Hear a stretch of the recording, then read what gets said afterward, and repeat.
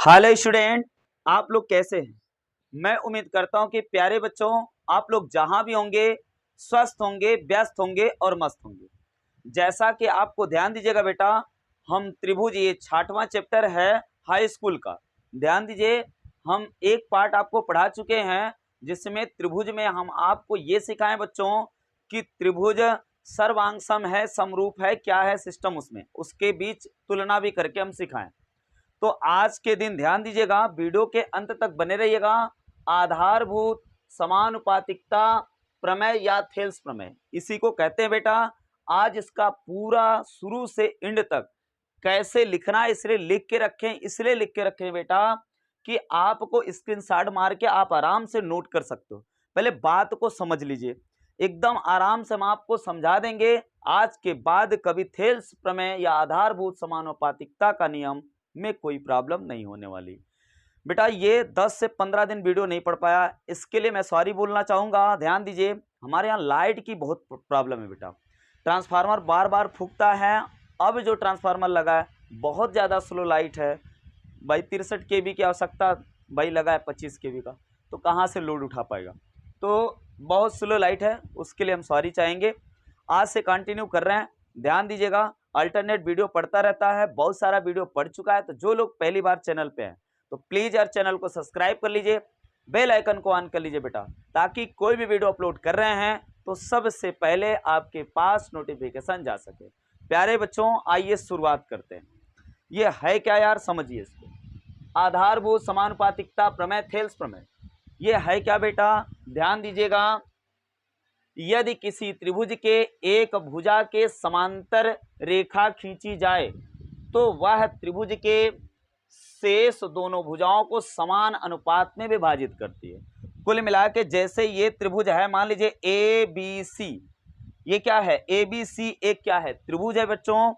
अब इसी बीसी के समांतर एक रेखा ईडी अगर खींच दिया जाए तो इसके समांतर एक रेखा खींची गई तो शेष बची भुजा कौन, ए बी और ए सी समान अनुपात में विभाजित करती, मतलब है AD upon D B is equal to A upon A C, ये समान अनुपात में विभाजित करती है, ऐसा कहता है।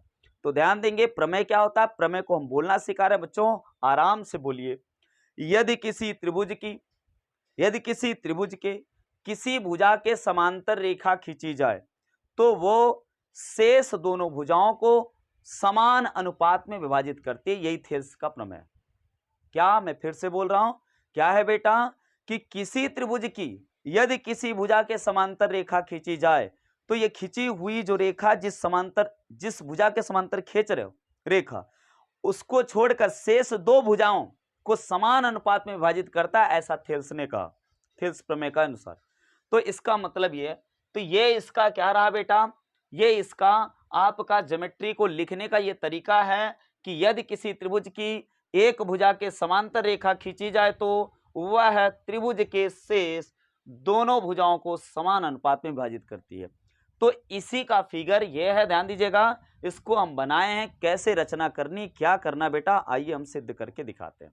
तो प्यारे बच्चों थोड़ी सी लाइट डीप हो रही है, ध्यान दीजिएगा, थोड़ा सा लपक रहा, उसके लिए मैं सॉरी बोलना चाहूंगा। यहाँ प्रॉब्लम लाइट की, करूं क्या यार, प्रॉब्लम यही है, ठीक है ना। तो अभी थोड़ा सा नया चैनल है बेटा, ये सिस्टम बन जाएगा जब आपका ये पूरा बन जाएगा, पूरा चैनल ओके हो जाएगा, तब ये प्रॉब्लम नहीं आएगी। थोड़ी सी मदद करना चाहेंगे आप लोग अगर, तो प्लीज यार चैनल को सब्सक्राइब करके बेल आइकन को ऑन कर दीजिए और चैनल को ध्यान दीजिएगा, इसके जो भी वीडियोस हैं ध्यान दीजिए आप लोग शेयर वेयर जरूर कीजिएगा। चलिए, तो ये है, देखिएगा बेटा, तो ये हो गया इसका मेन थॉट। अब इसमें दिया क्या है, दिया क्या है, त्रिभुज ए बी सी में भुजा बीसी के समांतर खींची गई रेखा, ये क्या है, डीई भुजाओं, डीई देखो ए बी सी में मान लीजिए ए बी सी, उसी का ये बना रहे हैं, समझा रहे हैं हम आपको। ए बी सी में बीसी के समांतर भुजा खींची गई, कौन सी है, डीई। क्या करा, बीसी के समांतर कहां गया, ये देखो, बीसी के समांतर खींची गई रेखा डीई भुजाओं ए बी तथा ए सी को क्रमशः बिंदु डी और ई पर प्रक्षेद करती हैं।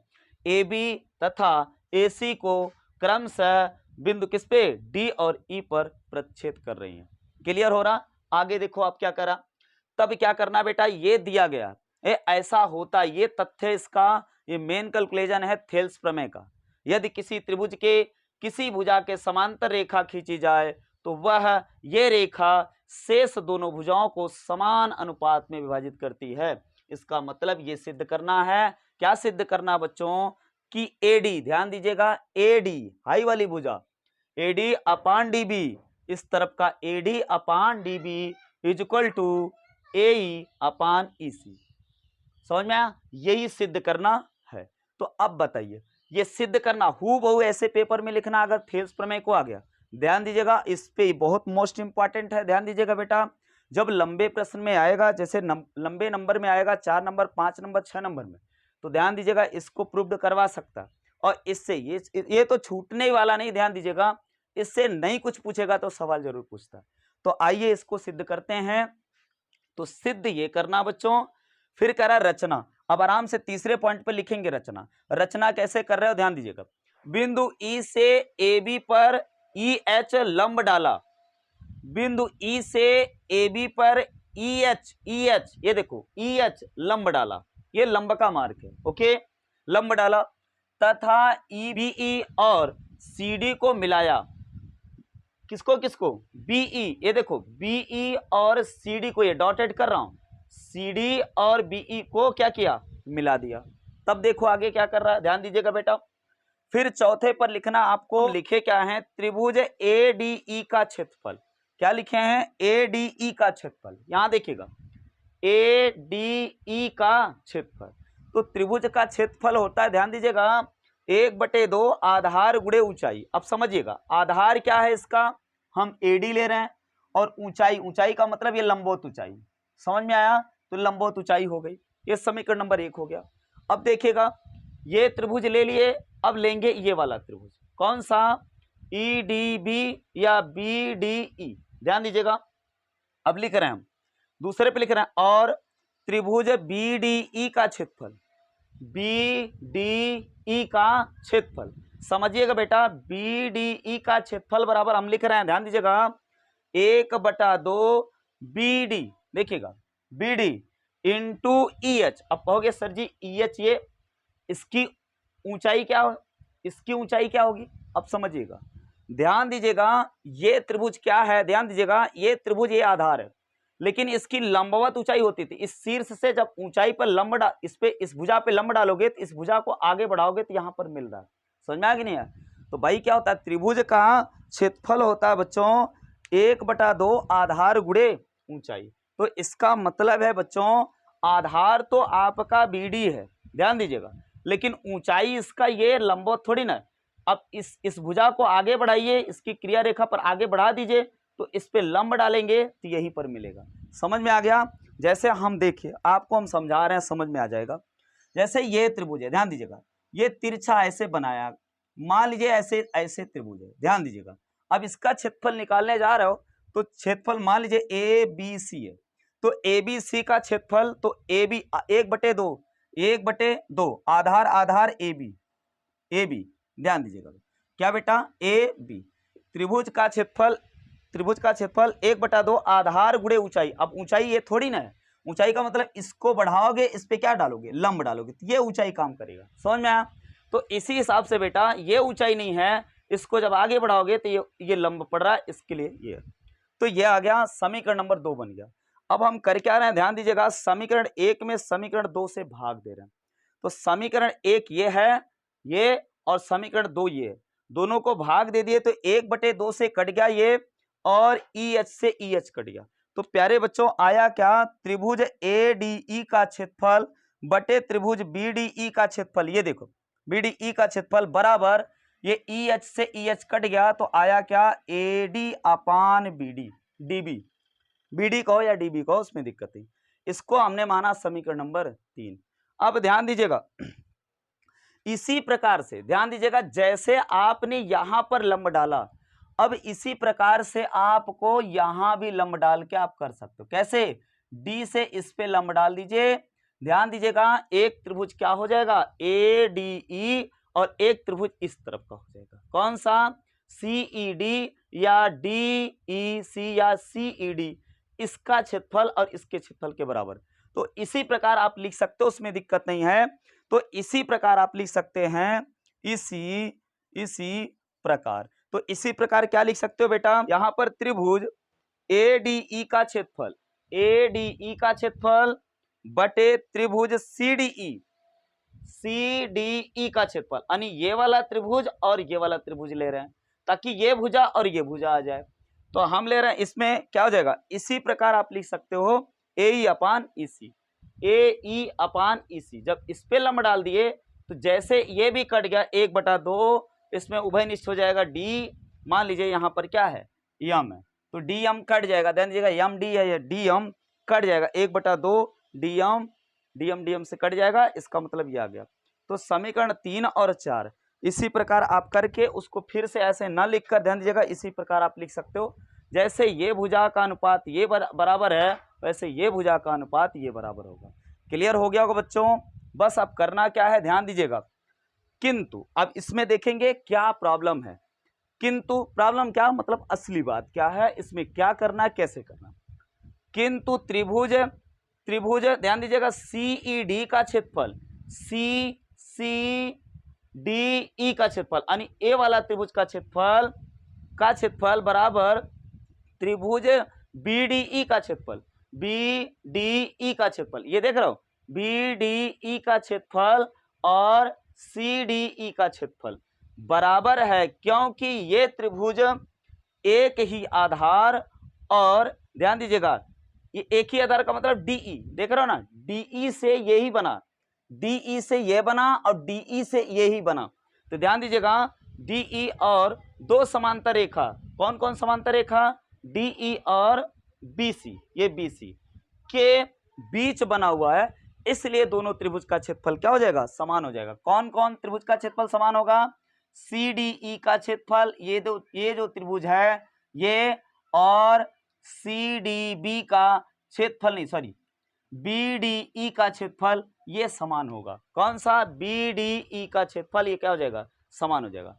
काहे समान हुआ बच्चों, ध्यान दीजिएगा, इसलिए समान है कि दो समांतर रेखा और एक ही आधार, देखो इसी आधार से ये त्रिभुज और इसी आधार से ये त्रिभुज बन रहा है। दो समांतर रेखा और एक ही आधार के बीच बना त्रिभुज का क्षेत्रफल समान होता है। क्यों होता है, आप समझिए ये क्यों हुआ भाई, आइए यहां मिटा के हम बता देते हैं क्यों ऐसा हुआ कि दो समांतर रेखा और एक ही आधार पे बने त्रिभुज का क्षेत्रफल समान होता है, क्यों होता है। कक्षा 9 का प्रमेय क्या कहता है, ध्यान दीजिएगा, इसमें 9th में था बेटा, जैसे यहां पर हमने ले लिया AB, क्या ले लिया, AB, एक ये ले लिया आधार। अब इसे ये दो समांतर रेखा अगर हैं तो इस पे जितने भी त्रिभुज बनाओगे, जितने भी त्रिभुज बना लो बेटा, सब क्या होगा, सेम, ये टच करना चाहिए, ध्यान दीजिएगा, ये जितने भी त्रिभुज चाहे जहां मिला दो, यहां मिला दो, लेकिन इस रेखा से टच होना चाहिए, ध्यान दीजिएगा। एक ही आधार से, इसी आधार से ये त्रिभुज, इसी आधार से ये त्रिभुज, इसी आधार से ये त्रिभुज, इसी आधार से ये त्रिभुज का क्षेत्रफल समान होता है। क्यों हुआ भैया, हम बता रहे हैं। इसके बीच की लंबवत दूरी क्या है बताओ, मान लो इसके बीच की लंबवत दूरी क्या है, h, क्या है बेटा, h। तो इसका मतलब है इससे जितने भी त्रिभुज बनेंगे सब इसका, ध्यान दीजिएगा यहां कभी मत रोकिएगा, यहां से जा रहा यहीं पर रुक गया, तो ये त्रिभुज का क्षेत्रफल नहीं समान होगा। ध्यान दीजिएगा ये मिलना कहां चाहिए, ऊपर मिलना चाहिए, कहां, दोनों समांतर रेखा से टच करना चाहिए। तो एक ही आधार और दो समांतर रेखा के बीच जितने भी त्रिभुज बन रहे हैं सबका क्षेत्रफल समान होगा। क्यों होगा, आइए देखते हैं। मान लीजिए ए बी, ये सी है, ये क्या है बेटा, सी है, ये डी है, ये ई है, ध्यान दीजिएगा, ये एफ है, और ये जी है, ये एच है। क्यों ऐसा हो रहा है, ध्यान दीजिएगा। त्रिभुज अगर हम क्षेत्रफल लें, त्रिभुज ए बी सी का क्षेत्रफल, तो त्रिभुज ए बी सी का क्षेत्रफल अगर ले रहे हैं, ध्यान दीजिएगा, तो क्षेत्रफल बराबर क्या होता है, 1/2, आधार क्या लोगे, ए बी लोगे, अब ऊंचाई क्या लोगे, ये सी, ए सी लोगे कि बी सी लोगे, एक को नहीं लोगे बेटा, क्या लोगे, इसके और इन दोनों रेखाओं के बीच की लंबवत दूरी लेंगे। क्या लेंगे, लंबवत दूरी। तो ये शीर्ष से लंब डालोगे जब, तो ये एच है, तो भाई इसके बीच की दूरी हमेशा सेम रहेगी ना, समांतर रेखा है, तो एच मान लीजिए एच है, तो एच हो जाएगा, ध्यान दीजिएगा एच हो गया। अब इसका क्षेत्रफल तो क्या आ गया, त्रिभुज ए बी सी का क्षेत्रफल आ गया ए बी इंटू एच। अब त्रिभुज ध्यान दीजिएगा, ए बी डी का क्षेत्रफल निकालोगे तब भी 1/2, आधार क्या ए बी होगा।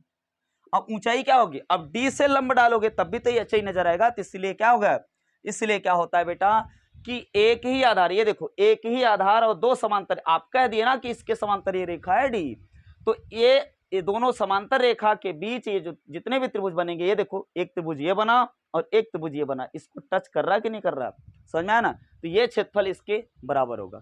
तो अब आप देखिएगा जब बराबर हो गया तो इसका मतलब क्या हुआ, ध्यान दीजिएगा बेटा। अब यहां पर देखेंगे जो सी डी ई का क्षेत्रफल है हम बी डी ई का क्षेत्रफल बना देंगे। क्यों, सी डी ई का क्षेत्रफल हम बना सकते हैं क्या, सी बी डी का क्षेत्रफल, तो उसी को लिखे हैं। क्यों, क्योंकि ये वाला क्षेत्रफल और ये वाला क्षेत्रफल क्या है, सेम है बेटा। तो हमने क्या लिख दिया, त्रिभुज बी डी ई का क्षेत्रफल किसकी जगह, सी डी ई। ध्यान दो, सी डी ई इसका क्षेत्रफल किसके बराबर किया, बी डी ई के बराबर। क्यों, क्योंकि एक ही समांतर, एक ही आधार और एक ही समांतर रेखा के बीच ये त्रिभुज बन रहा है। इसी आधार से ये त्रिभुज, इसी आधार से ये त्रिभुज, ये दोनों क्या है, समांतर रेखा, इसलिए क्षेत्रफल बराबर होगा। तो ये आ गया समीकरण नंबर 5 हो गया। ये चौथा था, यहां से पांचवा निकला। अब हम क्या करेंगे बेटा, अब देखिएगा ये दोनों, देखिएगा समीकरण जो 3 है और समीकरण 5 है, देखिएगा समीकरण 3 तथा 5 से क्या आ रहा है बेटा, ध्यान दीजिएगा, ये तो बताए थे आपको। तो समीकरण 3 और 5 से देखेंगे तो ये बताओ, इसमें समीकरण 3 में क्या लिखा है, त्रिभुज ए डी ई का क्षेत्रफल बटे त्रिभुज बी डी ई का क्षेत्रफल।